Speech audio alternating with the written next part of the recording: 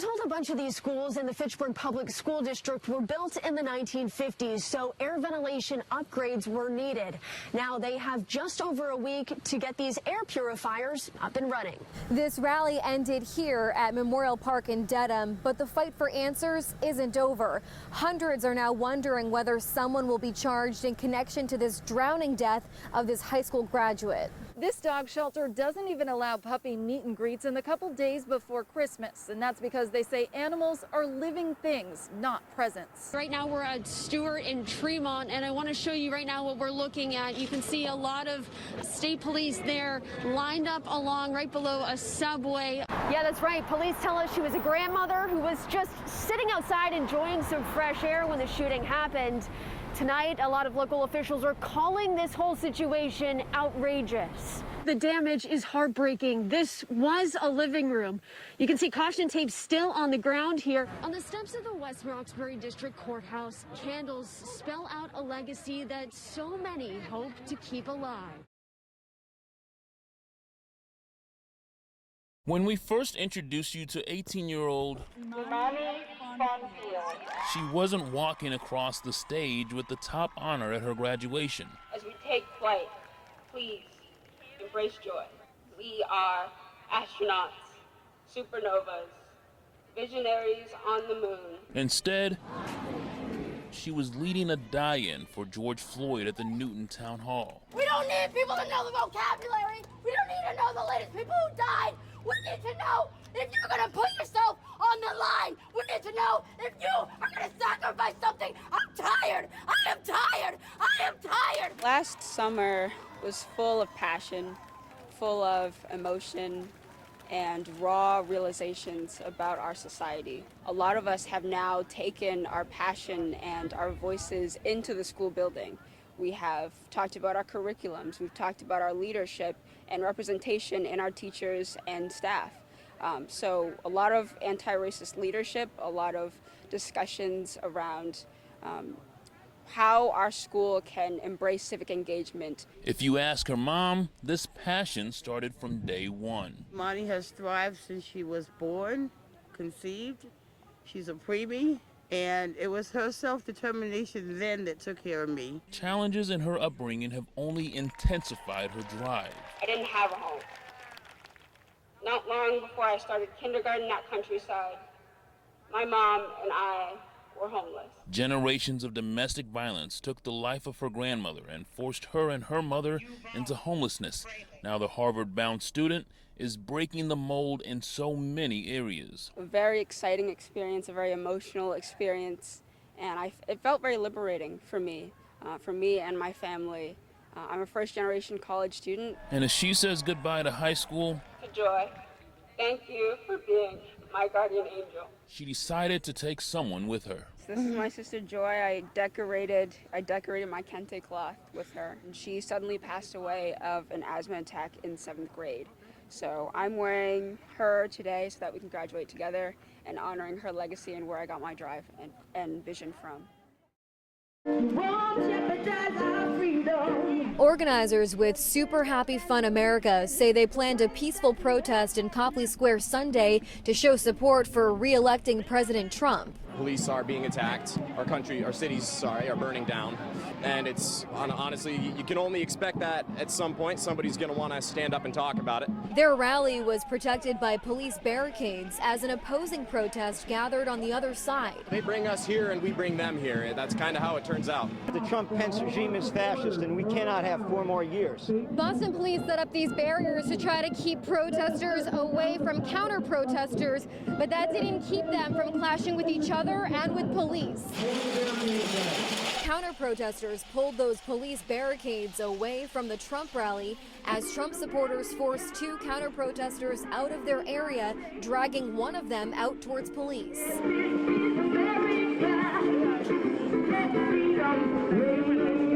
Several protesters clashed with Boston police officers as officers tried to keep both rallies separated. Mass State Police blocked off access to the highway as they helped Boston police close down traffic to Copley Square for hours. We offer the sacrifice. A few people set Trump signs and flags on fire in the middle of the crowd, but most protesters on both sides were trying to remain peaceful.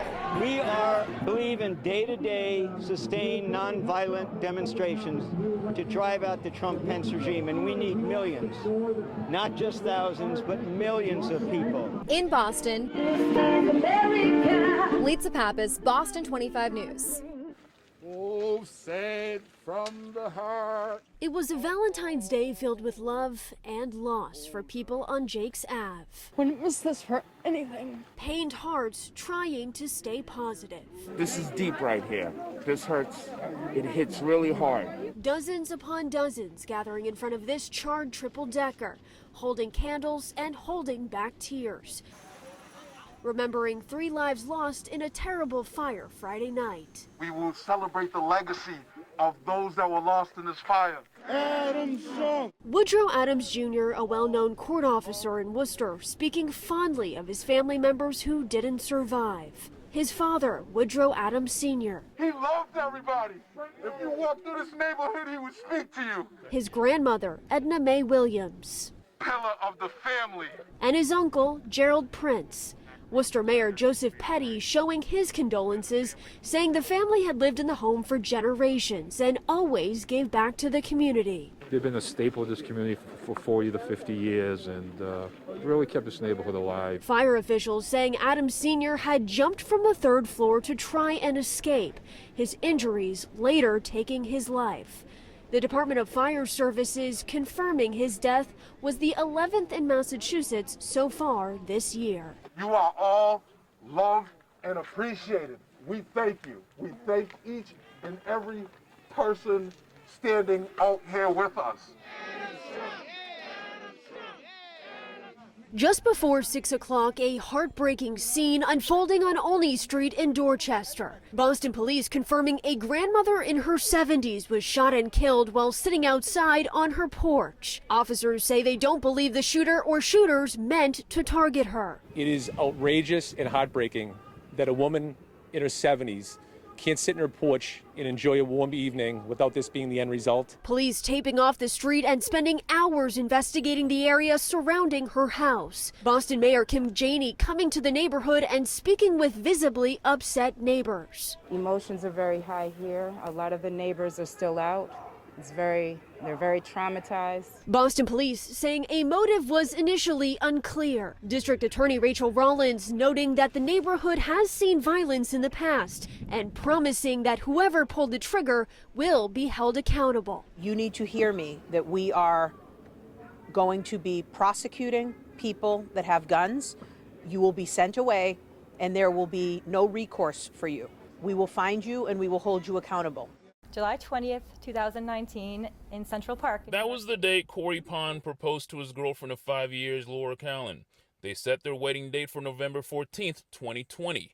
And you already know what happened. March 17th, I will never forget the day for as long as I'm living. That was the date wedding venues like Lakeview Pavilion shut down, forcing couples everywhere to change plans. Went to 2021 or 2022, flat out canceled, did a micro wedding. Lakeview Pavilion says they've had couples who have had to change dates 4 different times. For Laura and Corey, this will be their 3rd date. And they said with every change in date is a change in priorities. I need the perfect centerpieces, the perfect decor, all the perfect little details. And now I'm like, I don't care about the little details. I want all my people there. I think waiting after all that time too has kind of built up even more for that day. Their new date, October 28th. 3rd time's a charm, right? Right.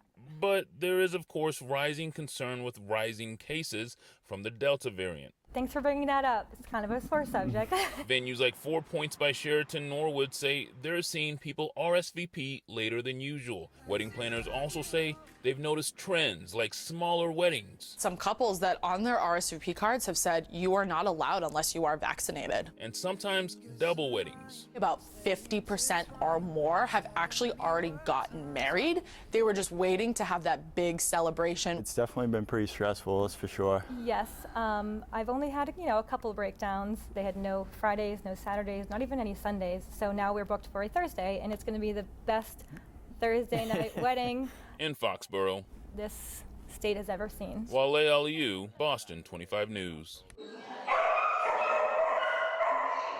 They're cute, mostly sweet, and so cuddly. While these puppies need forever homes, they won't be going to families as surprise Christmas gifts. Having a pet is a lifetime commitment, 10 to 12 years. The Christmas holidays are just for a few short weeks. As the holidays near, animal advocates urge people to reconsider surprising a loved one with a pet. And all of a sudden, that puppy that was a momentary excitement may be kind of pushed to the back afterwards. Denny Goldman, shelter director of Schultz's Guest House in Dedham, says year-round the dog shelter requires every household member to meet their potential new pet to make sure the dog is a good fit or is even wanted. The dog might be too nippy, too jumpy, too unruly for a small child that doesn't understand boundaries.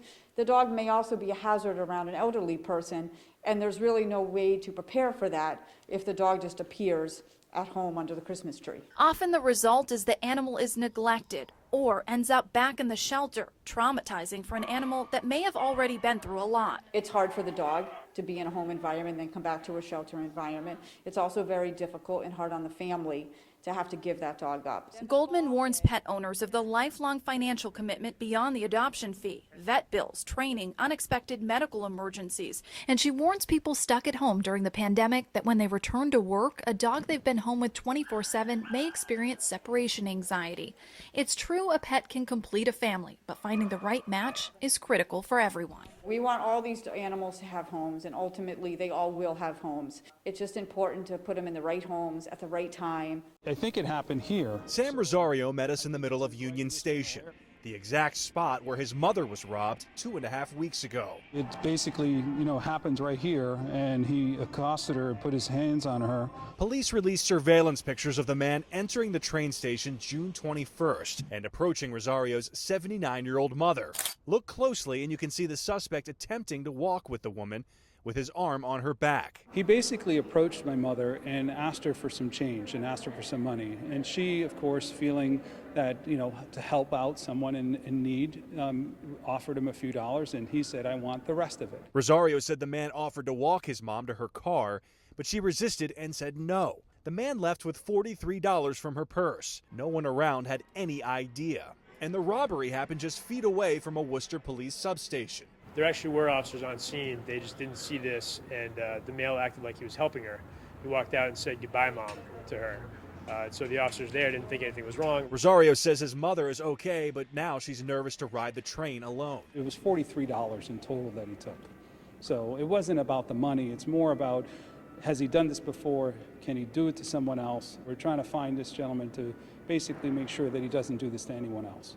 Another curveball thrown at Fenway Park security after a report on Saturday that people had broken into Boston's beloved baseball stadium. Live Boston snapping these photos at around 1:40 in the morning. They show a group of young adults being questioned, and this man, who police identified as 19-year-old Seamus Webster, being taken away in handcuffs. Based on the timing and the individuals involved, I'm assuming that maybe there was some alcohol consumption. Daniel Linsky is a former Boston police superintendent and current Boston 25 security analyst. He says Webster, originally from Newburyport, was likely overcharged for what he's accused of. Boston police arresting him for trespassing and a felony, breaking and entering in the nighttime. I think an argument can be made that a college kid climbing up the Green Monster on a Saturday night is probably there to say he did it, and wasn't there to commit a larceny or steal anything. Linsky says a plea agreement is the more likely outcome, with stricter punishment potentially coming down from the college the teen attends. He says after very similar recent crimes, students could use that warning. Right in the Fenway Park. This video was taken about 2 weeks ago, showing two young men also trespassing onto the field. This is worldwide known for baseball. The duo later posting their illegal venture on the social media site TikTok. The Boston Red Sox telling us in part, Fenway Park is under 24/7 security surveillance and individuals caught trespassing will face serious criminal charges. Your nice home, your nice yard, and yes, even your nice car. None of them safe from the wrath of the storm. 3:30, the storm just blew through really fast. It was quick, it was a little bit of sprinkles, and then it was full-bore wind and rain, and then it was over, and the sun was back out. But don't let the quick storm deceive you. It was still very strong. Trees, wires, a lot of telephone posts, a lot of National Grid work. That's going to be frustrating for people, and it's going to be inconvenient because it's hot out. Avril Street got hit really bad. Crews have been here for hours removing 6 or 7 trees. They tell me you can see some of them uprooted over here and one over here that's on top of a home. It was just the loudest crack and multiple cracks. When 2 trees came down on Andrews Farm Road, one of them put a hole through this roof. And I thought, what a lovely day. And all of a sudden, it just started to torrential, and I didn't even know it was supposed to rain today. I looked out the window. I literally thought, well, that's interesting. I actually opened up the weather app, and I thought, how long is this going to continue? And before I could even open it, crash, bang, boom, right down on my roof. This tree on Topsfield Road just missed the home, but did hit their deck. Here on Washington Street, many residents spent the evening without power after this tree fell on power lines. You didn't hear anything, really. It's just like a rain started to come down, and then when the rain started to go sideways, the next thing you know, power went out. Just when you thought Patriots quarterback Cam Newton's fashion sense was one of a kind, enter Frankie Thompson, silk scarf, fedora, and all. Hi, I'm Frankie Thompson, the best dressed assistant locker room manager in the league. That's what's up. We have an assistant locker room manager? Frankie is the star of Downey's commercial for its new product. That's why I use new Downey Defy. It helps stop stretching, fading, and fuzzing. And while the character may not be real, this guy is. Meet Adrian Mompoint, 6'5", just like Newton, and less than a year older. He's from Worcester and works as a big and tall model and an actor. This role was supposed to be just as a stand-in for Newton, but there was scheduling conflict on his side, and then they told me, you know, hey, you're going to do the commercial. And I was kind of like, what do you mean? Suddenly he was the star of the shoot, spending 8 hours trying on outfits and trying out lines. I actually was burning up wearing all that because I had a undershirt, then I had a t-shirt, and then I had a dress shirt, then the sweater, and then I had the scarf, then the hat. And the whole time I kept thinking, I was like, how does Cam do this? While the commercial pokes fun at Newton's unique style, Mompoint admires that individuality. Oh, I love it. Yeah, he works it, you know. A couple of I like the fact that he wears the beads, and I'm like, I should start wearing that more. Mompoint, too, has a football background, playing for much of his life. It's Newton's work ethic he respects most. I just think he's a great player, he's a good leader, and he has a good future on the Patriots. The commercial has been exciting for Mompoint's career. He hopes it's just the first of a Downey series and has a message for his co-star. Hopefully one day we get to meet, love your fashion. I'm trying that slowly, not with the leopard pants yet, but I'll get there. In Worcester, Christine McCarthy, Boston 25 News.